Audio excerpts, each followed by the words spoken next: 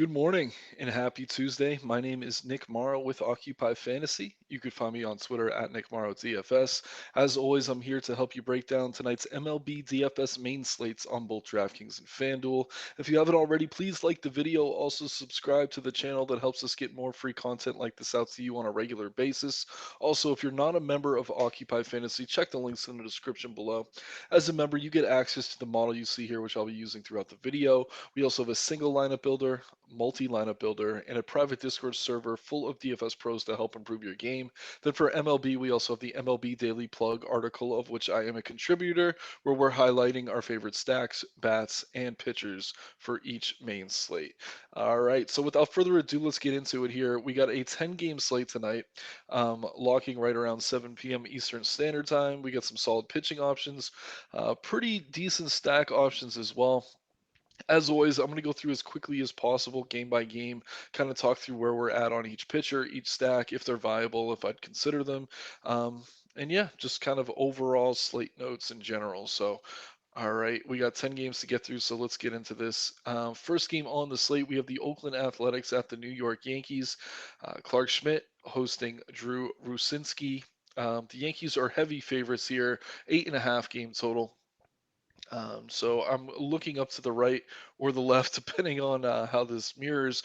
But yeah, I have a few monitors open, going to be running through some stats. But what you're going to see on the screen is the model that we have at Occupy Fantasy. So let's get into this here. So yeah, Clark Schmidt actually hasn't been terrible.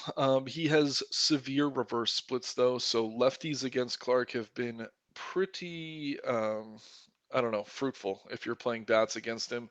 Righties, he's actually done a really good job limiting damage. He's holding righties to a sub 300 WOBA this season. So if we're looking at the Athletics starting lineup right now, what's projected, they have one, two, four lefty bats. So if we see it go over four, that's worse for Smith. If it goes under, that's better. All that being said, he's hardly a viable option for us today. Not really drawing much ownership on FanDuel, on DK, where he's only 6K flat. I mean, we are seeing a low implied total for the Athletics at around 3 runs, so it does make some sense to go to him. But I would be hesitant as more lefties are put into this lineup. So definitely keep an eye on that. If we have three or fewer, I think he's a decent option over on DK. If we have four or more, I probably wouldn't even consider him on either site. Really not seeing Oakland popping as a popular stack. But like I said, if you want to play some Oakland bats, they're mostly cheap. Ryan Noda, JJ Bleday, Tony Kemp, Chase Peterson, those are the lefties that are projected to start right now. Those would be the only athletic bats I'm really considering, but not really a team I'm rushing to stack. Um, it is certainly a park upgrade, though, for these athletics going to Yankee Stadium. Over on the other side, it sounds like Aaron Judge should be back tonight, which is obviously massive. Drew Rucinski, kind of similar to Schmidt, does have pretty severe reverse splits, but much less of a sample size. So I think we're fine to play righties against him. Taking a look at the stacks page, the Yankees not really ranking that highly in OF Index, not really ranking highly in ISO, but we do see them top three in both WOBA and team total. So off that alone, there is some merit to using them as a stack. So I will click over to the batters page, just see who's popping up. Yeah, we do have Judge in there right now. Like I said, though, if we can get lefties here, that is going to be ideal. So Anthony Rizzo looks really good. Jake Bowers, if he makes the lineup. Harrison Bader is a righty. Since he's been back, though, he's hitting the ball really well. So not a stack I'm rushing to get to, but the Yankees are a stack option you could consider. With Aaron Judge coming back, obviously that boosts their upside, and most of these other bats are pretty affordable. So I do really like Rizzo on both sides. Probably my favorite Yankee bat here, hitting from the left side, but obviously Judge is a great play if you could fit him as well. All that being said, Yankees not really a top stack for me here. Just opening a notepad file to keep track of some of this stuff. Um, but yeah, you could definitely get to some of these bats. We're seeing the team total creeping up to that 5.5 run mark, so there is some merit to using them as a stack. All right, we got to pick the speed up a little on this. Moving into the next game on the slate now, we have the Red Sox at the Braves. Nick Pivetta will be facing off against Charlie Morton. 9.5 game total here, so We'll start on the Morton side, facing the Red Sox. He started the season pretty slow. Hasn't looked all that great. XFIP pushing 5 runs, allowing, it seems to be a theme so far here, a lot of power to left-handed hitters. So when we're looking at the stacks, Boston, another team that's not really popping at all. But at the same time, I could see getting to guys like Devers, Yoshida, Verdugo. Morton really just hasn't been all that great against lefties to start the season, and he's priced about where he should be on both sites. If you're playing a ton of lineups, I could see maybe rostering him here, but really not an arm we're rushing to get to. Really just isn't. Profiling all that well in a pretty tough matchup against Boston, who has been scoring a ton of runs. On the other side of things, we have Nick Pivetta, 4.8 xFIP, allowing a ton of power to lefties, but also a ton of power to righties. The Braves are one of the better stacks on the slate. We're seeing that in the OF index rating. They're ranking third on the slate, fourth overall. There are a few 640 games tonight, so make sure you're not tying those in. Make sure you select DK or FanDuel Main when you are using the models. Very high ISO for the Braves here as well. 177 team ISO, second best on the slate. One of the highest team totals, pushing 6 runs. So, yeah, I'll go ahead and say I think the Braves are one of the best stacks on the slate. I'm going to start taking some notes here. I do really like ATL as one of the top stacks. So, if we're looking at which bats to target, I do imagine we see Olson towards the top, but let's just use the model. Yep, Olson right at the top there from the left side. Acuna, obviously a power and speed threat. Riley's been a little bit cold, but we know what he's capable of. Wouldn't mind skipping him as a means to get different, but he's really drawing no ownership, so I don't think we have to do that necessarily. Ozzy Albies has been great. Sean Murphy, probably the most underrated bat in this order because he is a catcher, but he's been putting up excellent numbers. And then Michael Harris is back. Eddie Rosario is always cheap if he makes the lineup. Looks like Travis d'Arnaud should be back around too, so keep an eye on that. Murphy should play DH whenever d'Arnaud's catching. Murphy is the superior hitter of the two and one of my favorite Braves bats just because he hasn't been drawing a ton of ownership. But Olson is the best here. And yeah, the Braves just look outstanding against Nick Pivetta, who's been mostly mediocre, allowing a ton of power even when he is on point. And that xFIP pushing 5 runs, would not be surprised to see him completely implode here. So love some Braves bats, but yeah, not so much on the Red Sox side. Could see playing a few lefties. Morton is borderline GPP viable if you're playing a bunch of lineups, but really nothing we're prioritizing on that other side. All right, so let's move into the next game now. We got Lucas Giolito at Jordan Lyles. We actually see Giolito popping towards the top here. We got to take a look at the weather, though. It looks like there could be some rain in that game over in KC.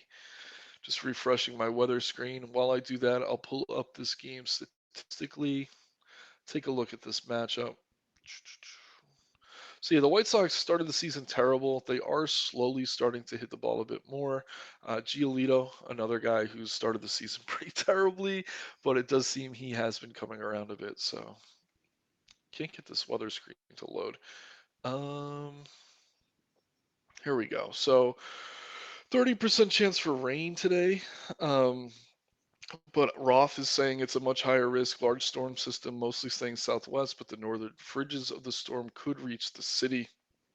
So this is one we have to keep an eye on. So everything I say here about this game, take with a grain of salt. Definitely stick in the Discord, check out the daily plug, and keep an eye on the weather in that one. But let's just assume it's going to go for now. So Giolito hasn't been great. Also hasn't been terrible, and the Royals' offense does have some pop towards the top of the order, but really nothing we need to rush to get to. So I don't really see the Royals as a top stack by any stretch. They are borderline top 10, but on a 10-game slate, that's not necessarily something we have to get to. And then we do see Giolito popping towards the top. I'm going to pull up his game log. Usually you don't want to build using game logs, but at the same time, it is good just to kind of gauge generally the type of form a pitcher's in. I mean, when I'm looking at him statistically, seeing that exit pushing 5 runs is not a good thing, but he is coming off back-to-back solid starts. Both those starts did come at home, though. He has been struggling on the road for the most part. So yeah, I guess in summary, if the weather's going to cooperate here, I'd rather play Giolito than any of these Royals bats. I think he's fine. Really not going to be something I'm forcing in, but when we see him popping towards the top of the model, when all else fails, just trust the model. I do like him here. 20% owned on DK, 10% on FanDuel. Again, reasonably priced on both sites. We're just going to have to make sure that weather cooperates us. But the Royals do show a lower than 4 implied team total here, which is enough for me to probably get to some Giolito. So I know I was kind of hesitant to get there. Looking at the XFIP and things like that hasn't looked great, but I think those numbers are inflated from a few terrible starts to start the year.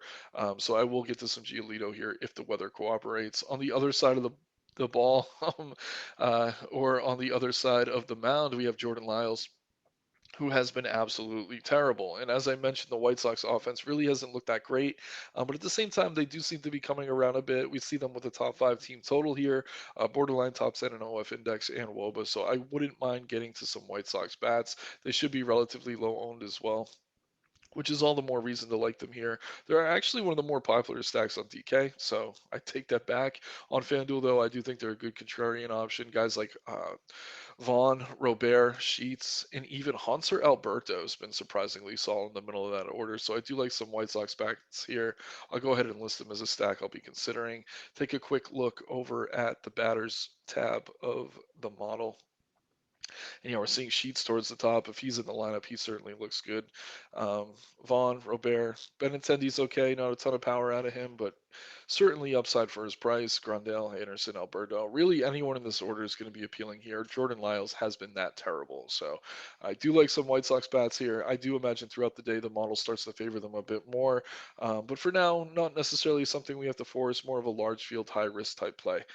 So let's move into the next game now. Again, just to recap that one, we like Giolito and the White Sox bats, but we have to keep an eye on the weather. We have the Padres at the Twins. Michael Waka at Louis Varland. Another game with some weather concerns. 9-run total. Not a lot of rain, but it says it's very poorly timed. Could be a late start here, so another situation where we have to keep an eye on the weather. But let me just pull up the statistics, see what we're dealing with.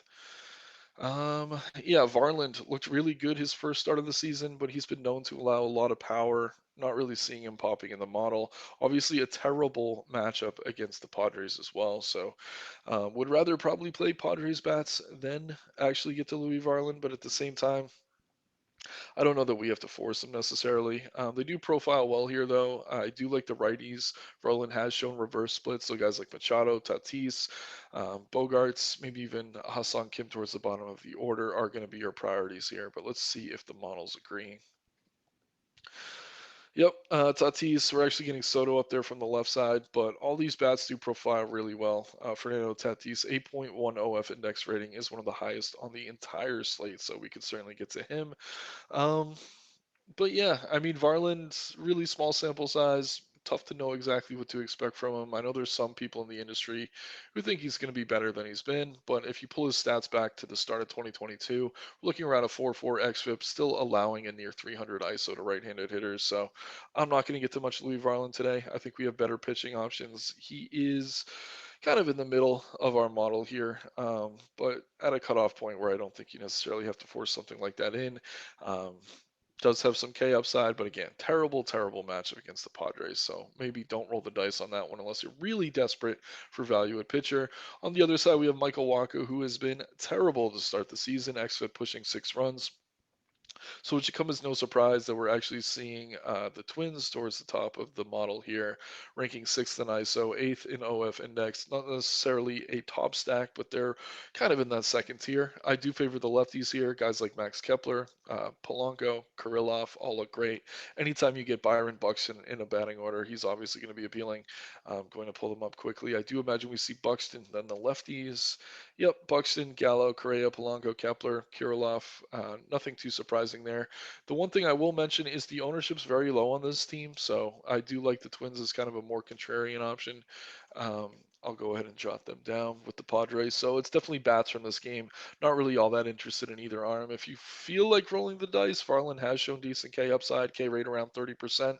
But for me against the Padres, just not the type of risk I'm looking to take, at least not on a 10-game slate. So let's move into the next game now. We get the Dodgers at the Brewers.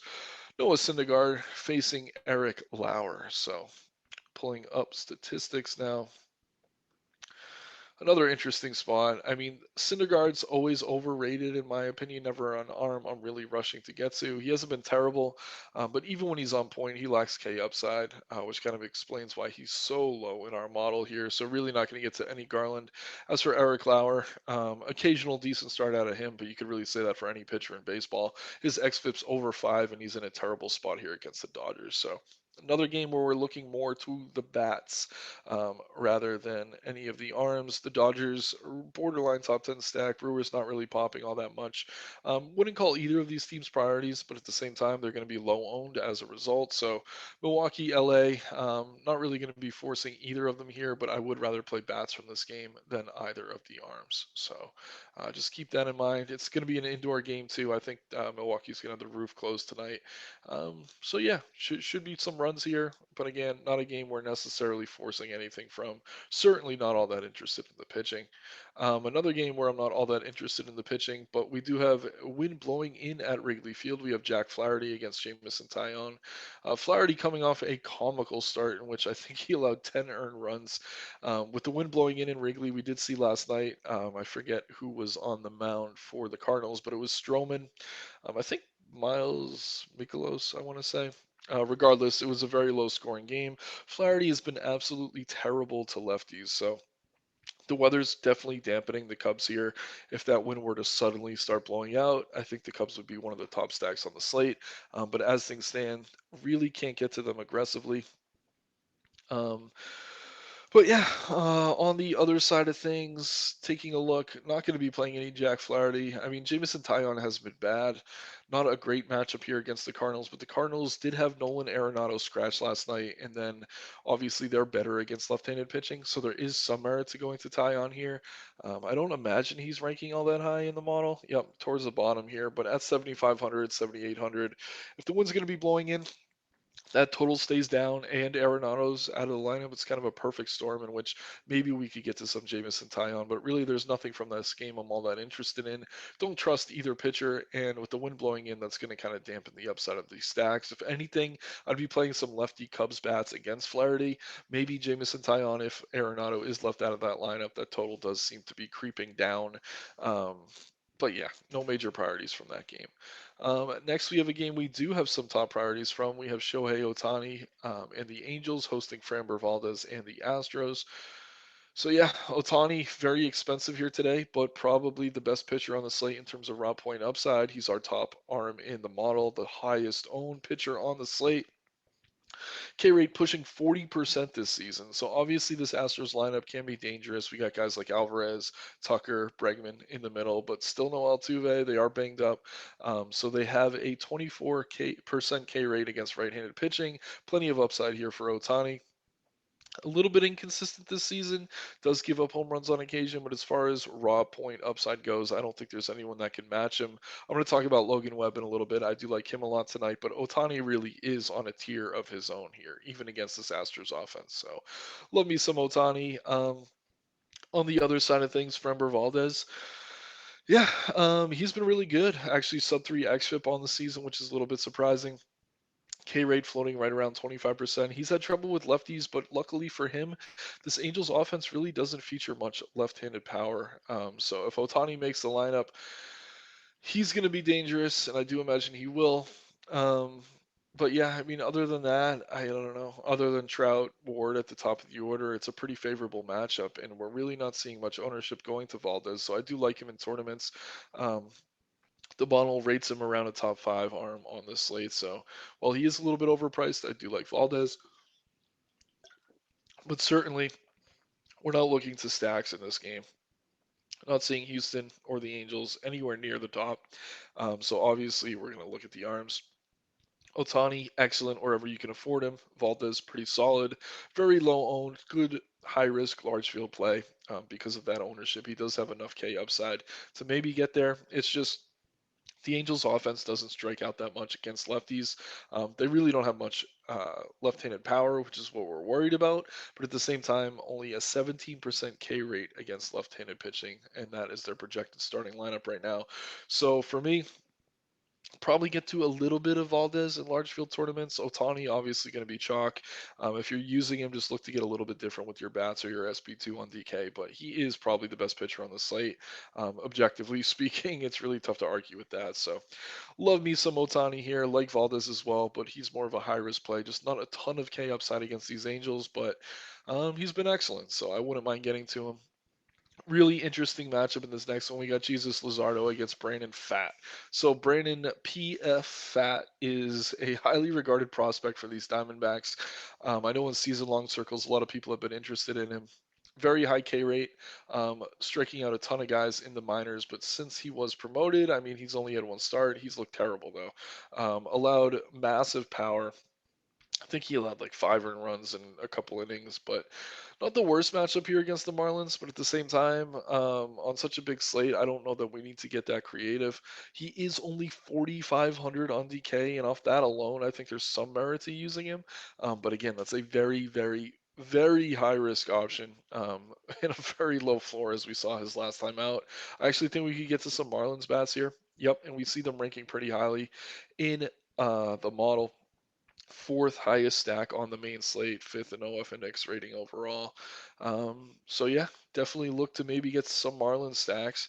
But at the same time, I mean, if you're playing a ton of lineups, maybe use a little Brandon Fat at 4,500. If he can get his stuff going and get some strikeouts, he certainly has a high ceiling. It seems to me though that they rushed him to the majors. He got promoted too quickly, and yeah, he's not really ready to be facing major league hitting yet. He's kind of learning on the job, which is never something you want to see. Um, but yeah, at the same time, very highly regarded prospect, third ranked prospect in their farm system, does have a high ceiling, but his floor is tremendously low. And what we've seen from him against major league pitching, I mean, hitting so far, probably not a gamble you need to take on a 10-game slate. On the other side, we got Jesus Luzardo, obviously another talented young arm with K upside, but at the same time, he's been pretty volatile in his own right. XFIP pushing 5 runs, allowing a 200 ISO to lefties, 190 to righties. Arizona's offense definitely let us down last night, but they've actually been pretty solid over the past few weeks. We see them ranking second in the model today, which is a little bit surprising to me, but at the same time, I do get it. They got power from both sides of the plate. Corbin Carroll is going to look excellent here. Ketel Marte from the left side. And then Christian Walker's totally locked in right now. Lourdes Gurriel got rest last night, wasn't in the lineup. He'll be back tonight. He's been tremendous.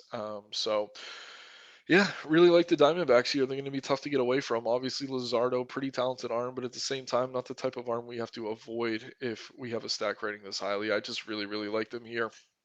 I expect that team total to continue to climb. So let's quickly go over here and click on Arizona. I think it's worth it. Another stack that we got to take a quick look at, and then maybe Miami I'll just jot down too. But Ketel Marte towards the top, even higher rating than Fernando Tatis Jr. tonight. That kind of shows you how good of a matchup this is for him.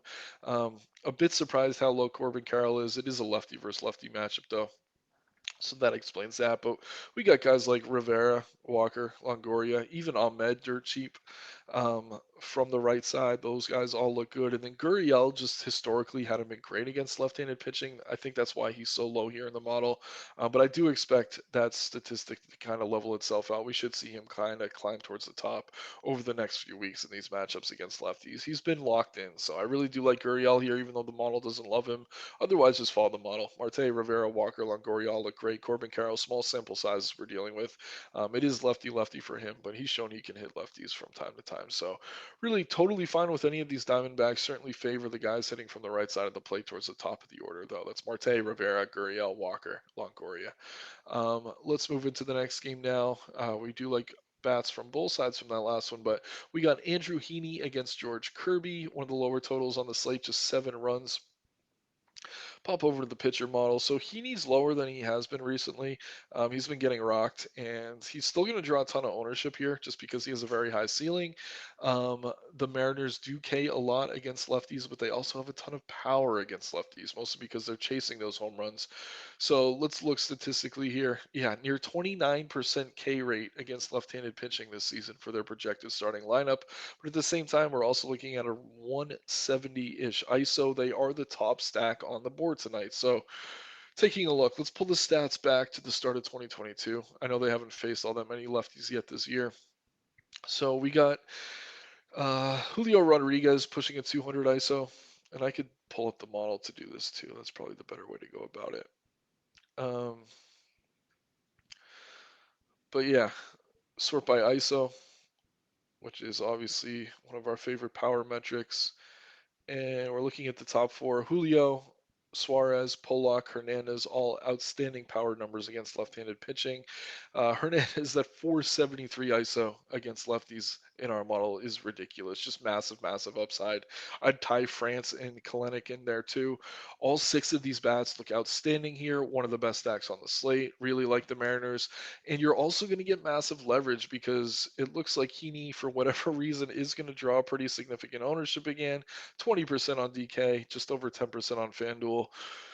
That's too high in my opinion. Obviously, he does have K upside here, but at the same time, he's just been terrible for the most part. Very volatile, allows a lot of power to right-handed hitters, and the Seattle lineup has a ton of power from the right side. So I like them all, and don't leave out Jared Kelenic from the left side. He actually has a 308 ISO against lefties to start the season, so maybe you get a little bit lower ownership on him compared to some of the other right-handed bats. Yep, no surprise there. Single digits, 6% on both sides for Kelenic, where the other power bats from the right side are over 10%. So, really, really, really love some Mariners bats here. If you're playing a ton of lineups, maybe mix in a little Heaney. He does have massive upside, but at the ownership, personally, I'm comfortable fading. So on the other side, we'll talk about these Rangers bats against George Kirby. Not all that interested. I actually think Kirby's one of the better arms on the slate. Gilbert had a really solid game in this same matchup last night. Another solid righty arm. George Kirby's been solid, limiting damage. Not as much K upside as we'd hoped when he was promoted to the majors, but this Rangers lineup does K around 24% against right-handed pitching. So George Kirby, another arm you can consider here. I think he might actually be I don't want to say he's safer than Giolito. They're very similar, but if you don't get the weather you want out of that KC Chicago game, easy pivot to George Kirby. Um, but yeah, really do like Kirby here. Not as much K upside as some of the other top arms on the slate, but on the other side, we do have Heaney with a lot of K upside, but I'd much rather play some of those Seattle bats. So moving into the last game on the slate now, another one that certainly has heavy fantasy implications. Logan Webb, obviously not the same upside as Otani, but arguably point per dollar, just as good, if not better, of a play. He's been absolutely outstanding. 3 xFIP on the season, 27% K rate, swinging strike rate pushing 11%, which is actually high for him.